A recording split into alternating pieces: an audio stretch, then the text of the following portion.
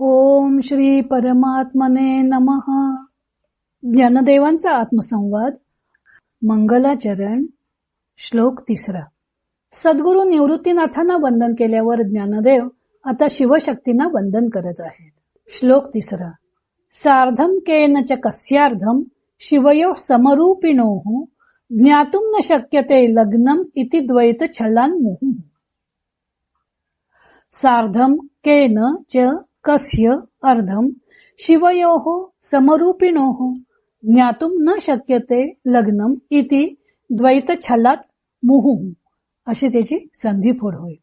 शिव व शक्ती ही एकमेकांशी संलग्न झालेली आहेत असं जरी असलं तरी पण समानरूप असे जे शिवतत्व त्यात कोणते अर्धे कोणाचे आणि कोणाच्या अर्धासहित आहे हे वारंवार होत असलेल्या द्वैताच्या देखाव्यामुळे किंवा भासामुळे समजणं शक्य नाही.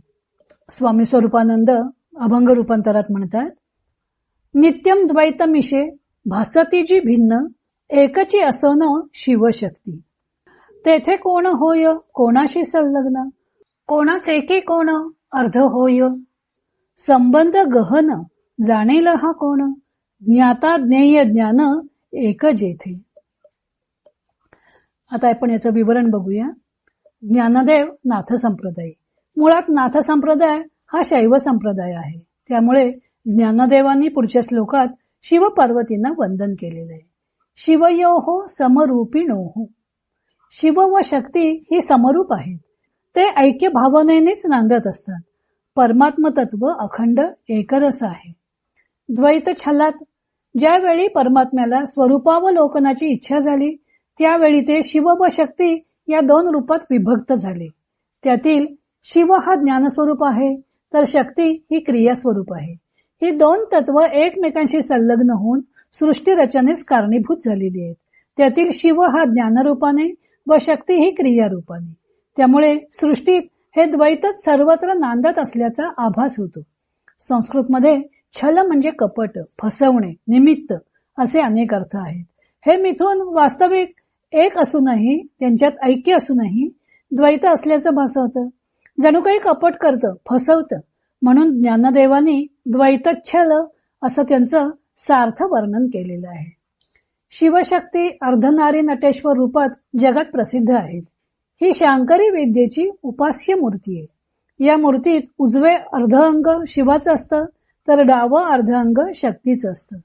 सृष्टीत सर्वत्र द्वैताचा देखावा दिसत असल्यामुळं तत्कारणभूत विलक्षण स्वभावाची ही दोन तत्व असून ती एकमेकांशी संलग्न झाली आहेत असे वाटते, परंतु तो आभास आहे.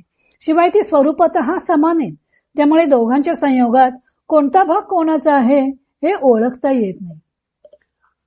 अक्षर, अनाख्येय, अज असे जे अमूर्त चैतन्य ते शिवशक्ती मिथुनाच्या द्वैतभासाने विलसत राहतं. त्यामुळं या त्यांच्या विलासात शिवाचं अंग कोणतं आणि शक्तीचं अंग कोणतं ते कळत नाही. म्हणून ज्ञानदेवानी या द्वैताभासाला द्वैतच्छल असं म्हटलेलं आहे. द्वैतामध्ये सर्वत्र शक्तीचाच अनुभव येतो. त्यामुळे शिवत्व अनुभवास येत नाही. पण शक्ती शिवाच्या आधारेच कार्यरत असते. त्या अर्थी शिवत्वाचा आधार असणारच. पण नेमके हे शिवतत्व आणि हे शक्ती तत्व अशी त्यांची विभागणी करता येत नाही. उदाहरणार्थ सोन्याचा दागिना पाहताना आपल्याला त्या सुंदर कलाकृतीची प्रतीती येते व आपण त्याचा आधार जे सोने ते विसरतो.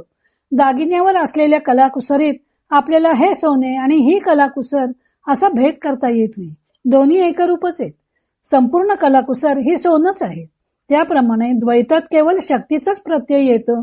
त्यामागचे शिवतत्व कळून येत नाही. पण शक्तिरूपाने भासणारी सृष्टी ही शिवच आहे. अशा प्रकारे सृष्टीत शिव व शक्ती ही ज्ञान व क्रिया अशा दोन भागाने विलसत असते. सृष्टीत सर्वत्र शक्तीचाच प्रत्यय येत असतो. अमुक रूप धारण करणारी ती शक्ती असं सिद्ध करता येत नाही, कारण ती सर्वच रूपाने विलसत असते. तिला साकार म्हणावं तर अमुक एक आकार तो शक्तीचा असंही म्हणता येत नाही. पण म्हणून निराकार म्हणावं तर आकाराने प्रत्यक्ष दिसते. परस्पर विरोधी गुणधर्माने युक्त असणे हा तिचा विशेष गुण आहे. प्रकाश अप्रकाश, सगुण निर्गुण, विकार अविकार, दृश्य अदृश्य, प्रकृती पुरुष, जड चैतन्य असे परस्पर विरोधी भाव तिच्याकडे नांदत असतात. सर्व काही शिवस्वरूपच आहे. निर्गुण आहे, पण या शक्तीनेच शिवाला सगुणतेस आणलं आहे, मूर्त केलं आहे. शिवशक्तीतूनच या जगाचा प्रादुर्भाव झालेला असला तरी त्यात हा भाग शिवाचा आणि हा भाग शक्तीचा अशी विभागणी करता येत नाही.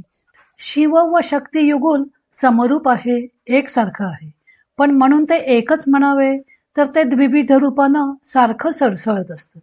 या द्विविधपणाला द्वैतही म्हणता येत नाही, कारण द्वैत म्हणता म्हणता ते विलोपून जाते. अशी त्या शिवशक्ती मिथुनाची फसवी सदसद विलक्षण अशी किमया आहे.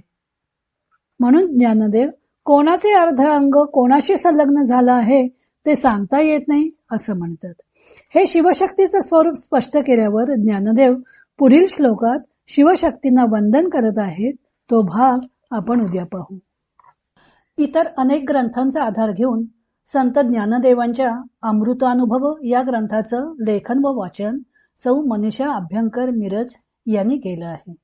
हरिओम तत्सत.